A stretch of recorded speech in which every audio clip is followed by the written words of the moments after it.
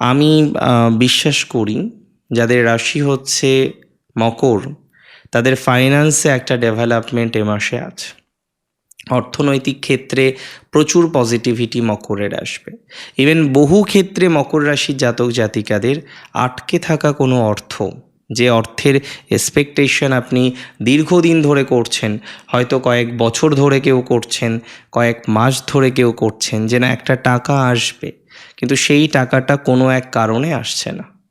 তো যাদের এই ধরনের একটা সমস্যা, অর্থ আসার কথা কিন্তু অর্থ আসছে না, সেখানে বারবার অনর্থ হয়ে যাচ্ছে, তারা কিন্তু ভালো ফলাফল পাবেন। আর্থিক সঙ্গতি বিধানের সংযোগ আমরা কিন্তু লক্ষ্য করতে পারছি। আর্থিক সঙ্গতি বিধানের সংযোগ কিন্তু আমরা এক্সপেক্ট করতে পারছি। তাহলে অর্থ নিয়ে আমার মনে হয় কোনো রকম অনর্থ হওয়ার জায়গা নেই বা জায়গা খুঁজে পাচ্ছি।